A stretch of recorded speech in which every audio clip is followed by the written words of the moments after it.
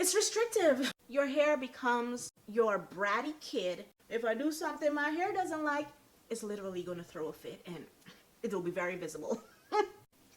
Hey, I am Nat and welcome back to the channel. This channel is about living a lie and holding on to your edges with a hope and a prayer. In today's video, I'm going to share with you 5 reasons you might not want to heat train your hair. Reason number 1, heat damage. Now we know that there's a fine line between heat training and heat damage, and sometimes people tend to confuse the two, but they are different, but the line is very, very, very thin. So I've been heat training for about a year now. Do I regret it? Yes, I do regret it. I'm being completely honest. Now, the flexibility it gives me with my hair, the fact that it allows me to maintain my straight styles for a long time, that is amazing. My hair does not revert just by wind blowing on it. If you know, you know. But the thing is, your curl pattern does change. Curls elongate, they stretch out, and sometimes you can be left with straight pieces, and in that case it is damaged. Like with heat training, the goal is to use heat on your hair and get your hair accustomed to staying in a straight style when you want it to and not frizz up right away. But once you apply water and apply your deep conditioner and get that moisture back into your hair, it should bounce back into its original curl pattern, or at the very, very most, elongate slightly and give you a slightly looser curl pattern. But when you notice that there's a significant difference between the texture at your roots and your ends, and especially if you have tightly coiled type 4 hair and now your hair looks like 3A to 8, you might have heat damage. Now, I do have heat damage and I'm not gonna lie about it. But my thing is, if my hair isn't splitting and breaking and it's staying on my head, I'm cool with it. I'm cool. Because for me, I embarked on a heat training journey is because I hardly ever wear my hair in its completely natural state. And if I do wear my hair out, it's either straight like this, blown out, or in a manipulated style, like a twist out, braid out, or bantu knot out, wherein in that case, a little bit of heat damage doesn't even show. And it does help your styles to last a lot longer. Let's pause for a word from today's sponsor, Xin Tianya. It's a packaging wholesale company based out of China, but they have amazing prices and amazing quality. I got this gift box for my birthday. It has chocolate cookies and stuff in it, but the company that I'm talking about today are the ones responsible for the packaging. It's professional, it's neat, it's clean, and the material is so thick, it's not flimsy and thin. I can literally press on it and it's perfect. The labeling and design on this is phenomenal, and you can customize your packaging if you're having a small business. They have a variety of shapes, sizes, and materials and finishes in boxes. If you want it to be metallic, matte, gloss, they definitely are the place to go if you're looking for quality and affordable prices. The link to their Facebook page and their information will be in the description box below. Number 2, dry hair. Yes, heat training can lead to dry hair, which can lead to breakage, but we'll get into that. So, wearing your hair in a straight style for a heat training regimen tends to have you keeping your hair straight for 2 weeks, 3 weeks, a month, because you don't want to put heat on your hair more often than once a month, in my opinion.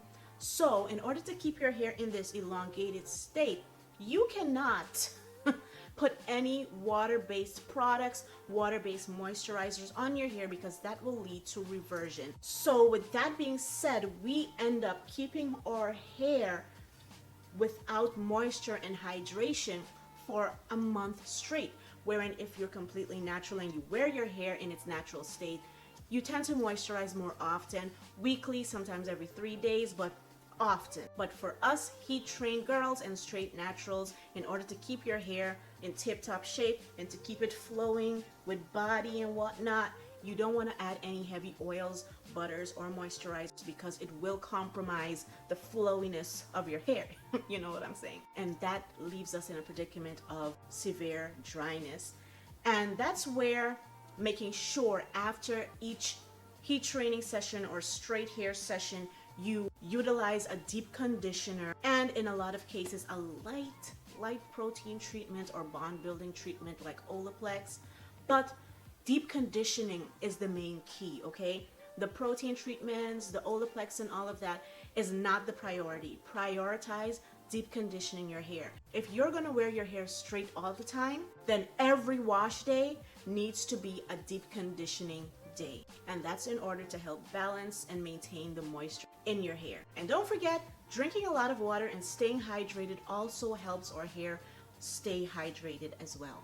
Number 3, breakage. Now, this kind of piggybacks off of the previous section where I mentioned dryness. Now, of course, dehydration and lack of moisturization can lead to breakage, but over manipulation of your hair can lead to breakage. And a lot of times when our hair is in its straight state, we leave it down, it's brushing against our clothes, it's brushing against the seat of our car, it's brushing everywhere, and that is causing friction on the shaft of your hair, which can lead to breakage as well. To keep your hair looking sleek, you probably always have a brush or a comb on hand to keep brushing through it to ensure that your hair is looking poppin', and excessive brushing and combing can lead to breakage. Whereas when you're natural, you know, you wear your hair in its natural state, more often than not, your hair is in either a protective style, in a manipulated style, or some style that leads your ends to be tucked away. Even if it's in a twist out, a braid out, or bantu knot out, you do not keep your hands in your head because you want those created waves, curls, or kinks to stay put. You want that style to stay looking good as long as possible. And with those styles, as long as you keep putting your hands in your head, it will lead to more frizz and stuff like that. So even wearing your hair out when it's completely natural, it isn't being manipulated as much as when you wear it straight, where it's being constantly manipulated and touched. And as well, wearing your hair in its straight state, you have completely maxed its elasticity. When your hair is curly, it can stretch and retract and bounce. It can move. So even if you rub it against something else, that hair has a lot of grace to move and bounce back. But when your hair is in its straightened state, this is it. That's all. Anything that touches, any friction, any tension, it's already at max capacity of a stretch. So anything extra that you do can cause it to snap and break. And honestly, I just feel like my hair is more fragile when it is straight. When it's in a curly state, I kind of feel more comfortable, like, okay, if I lay down or whatever, it's fine. But when my hair is like this, I'm so careful because I know if it rubs against something, if it gets caught on something, it'll snap. It's not only lacking moisture, but it's stretched to the max of its elasticity, so there's no give for it to even move or accommodate any type of friction or anything like that. 4, styling options. Now, this again kind of piggybacks off of the previous section. When my hair is straight, and if you're like me and you want it to remain pin straight, your styling options become severely limited. If you put it in a ponytail, you're going to be left with that pony holder crimp. If you put it in a bun, it'll be left like mushroom turned up. It won't stay straight until you wrap it at night the next day and whatever. And if you do decide to do a braid out or twist out or something like that, you're still limited because unless you want your hair to look weighed down, greasy, and dirty, you're still not able to utilize products like you would want to in order to get certain styles to mold and shape and stay in place.